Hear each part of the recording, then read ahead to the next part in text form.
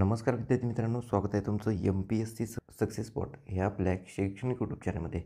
तर मित्रांनो, आज आपण पाहणार आहोत भौतिकशास्त्र या विषयावर अतिशय महत्त्वाचे असे 20 प्रश्न. तर मित्रांनो, आज आपण इथे भौतिकशास्त्र म्हणजेच फिजिक्स हा विषय इथे घेतलेला आहे. तर मित्रांनो, आपण याच व्हिडिओमध्ये मागील वर्षाचे प्रश्न देखील ॲड केलेले आहेत.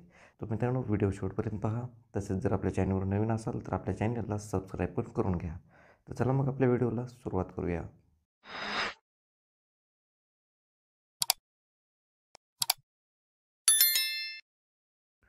तर प्रश्न क्रमांक पहिला आहे, पुढीलपैकी कोणत्या प्रकारामुळे अणुभट्टीमध्ये ऊर्जा निर्मिती होते? तर मित्रांनो, उत्तर येत असेल तर 3 ते 4 सेकंदामध्ये उत्तर कमेंट करायचं आहे, जेणेकरून या व्हिडिओसोबतच तुमचा देखील अभ्यास होऊन जाईल. तर योग्य उत्तर आहे पर्याय क्रमांक 1, केंद्रीय विखंडन. तर मित्रांनो, केंद्रीय विखंडन या प्रकारामुळे अणुभट्टीमध्ये ऊर्जा निर्मिती होत असते, लक्षात ठेवा. पुढचा प्रश्न, रेडिओ तरंगाचा वेग हा प्रकाशाच्या टिंबटिंब असतो.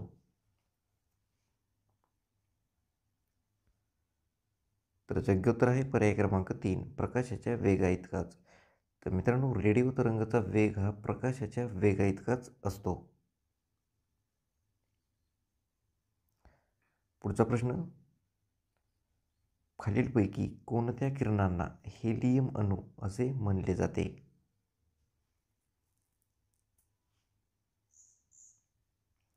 तर योग्य उत्तर आहे पर्याय क्रमांक 2, अल्फा किरण. तर अल्फा किरण यांना हेलियम अणू असं देखील म्हटलं जातं. पुढचा प्रश्न, टिंबटिंबचे तरंग हे अतरंग असतात.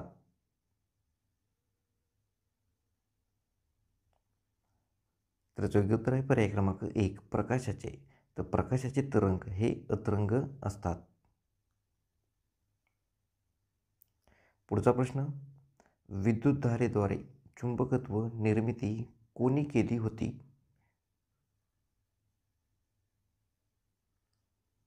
तर योग्य उत्तर आहे पर्याय क्रमांक 3, हॅन्स ओरस्टेड. तर हॅन्स ओरस्टेड यांनी विद्युतधारेद्वारे चुंबकत्व निर्मिती केलेली होती. पुढचा प्रश्न, डिमोस आणि थोबोस ही 2 उपग्रह कोणत्या ग्रहाचे आहेत? तर योग्य उत्तर आहे पर्याय क्रमांक 2, मंगळ. तर मित्रांनो, लक्षात ठेवा, डिमोस आणि थोबोस ही 2 उपग्रह मंगळ या ग्रहाची आहेत.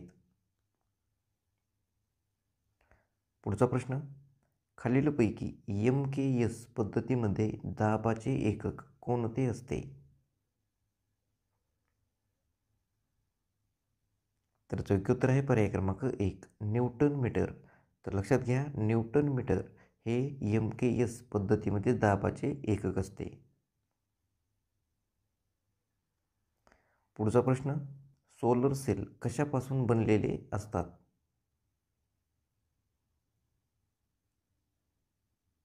तर योग्य उत्तर आहे पर्याय क्रमांक 1, सेमीकंडक्टर.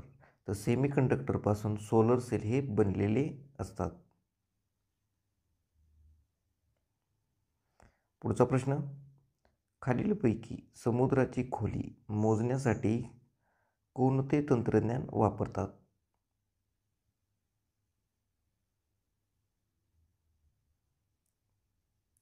तर योग्य उत्तर आहे पर्याय क्रमांक 1, सोनार. तर SONAR. तर सोनार हे जे तंत्रज्ञान आहे ते समुद्राची खोली मोजण्यासाठी वापरत असतात. पुढचा प्रश्न, खालील विधाने योग्य की अयोग्य ते ओळखा. तर खाली विधाने दिलेली आहेत. तर खालची 2 विधाने आपल्याला योग्य की अयोग्य ते ओळखायचे आहेत. तर पहिलं विधान आहे, लघुदृष्टीदोष अंतर्वक्र भिंग वापरून दूर करता येतो. आणि म्हणजे दुसरं उदाहरण आहे, दूरदृष्टीदोष हा बहिर्वक्र भिंग वापरून दूर करता येतो. तर खाली 4 पर्याय दिलेले आहेत, त्यामधून आपल्याला योग्य पर्याय ओळखायचा आहे. तर योग्य उत्तर आहे पर्याय क्रमांक 4, दोन्ही बरोबर. तर लक्षात घ्या मित्रांनो की लघुदृष्टी दोष हा अंतर्वक्र भिंग वापरून दूर करता येतो. आणि ब आहे दूरदृष्टी दोष हा बहिर्वक्र भिंग वापरून दूर करता येतो. तर दोन्ही वाक्य बरोबर आहेत, म्हणून आपलं पर्याय क्रमांक 4 याचे योग्य उत्तर असेल. पुढचा प्रश्न, ध्वनीचा स्रोत आणि अडथळा यातील अंतर टिंब असेल तरच प्रतिध्वनी ऐकू येतो.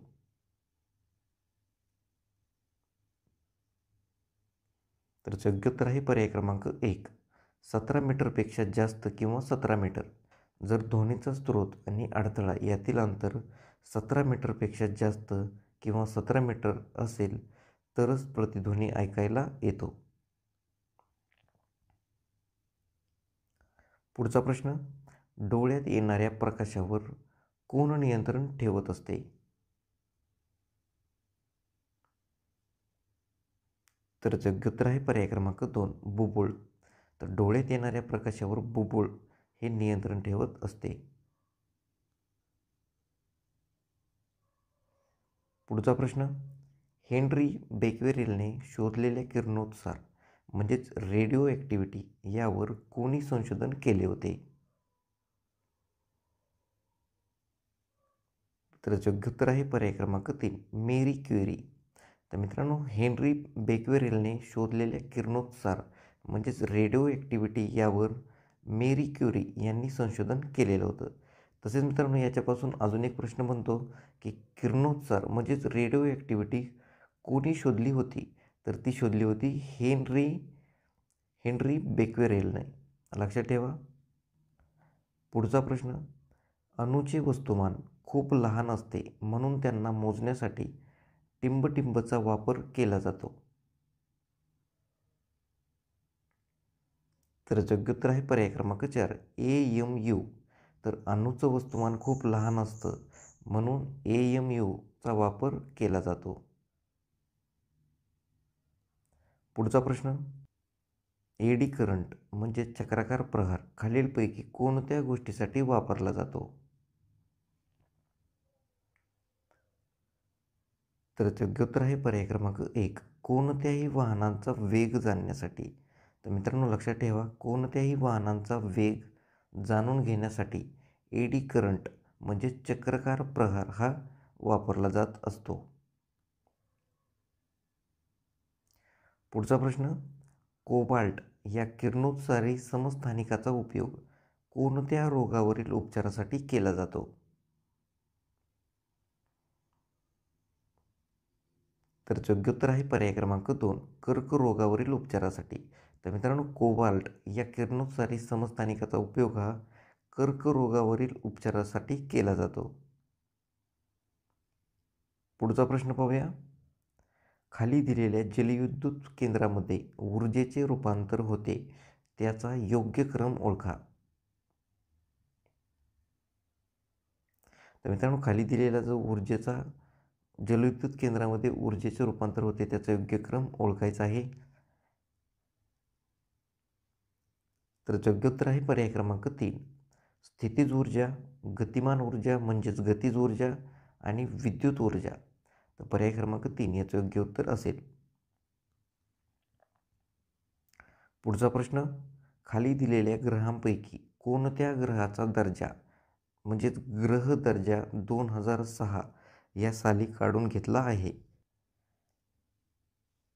तर योग्य उत्तर आहे पर्याय क्रमांक 3, प्लुटो. तर मित्रांनो, 2006 साली प्लुटो या ग्रहाचा दर्जा काढून घेतलेला आहे. म्हणजे प्लुटो हा आता सध्या ग्रह राहिलेला नाही. पुढचा प्रश्न, खालीलपैकी प्रभारचे SI एकक कोणते आहे?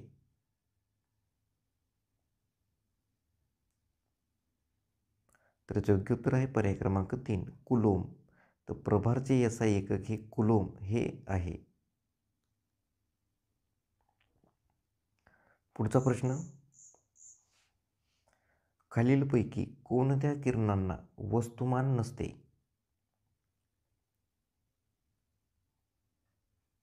तर योग्य उत्तर आहे पर्याय क्रमांक 2, गॅमा. तर गॅमा ह्या किरणांना वस्तुमान नसते.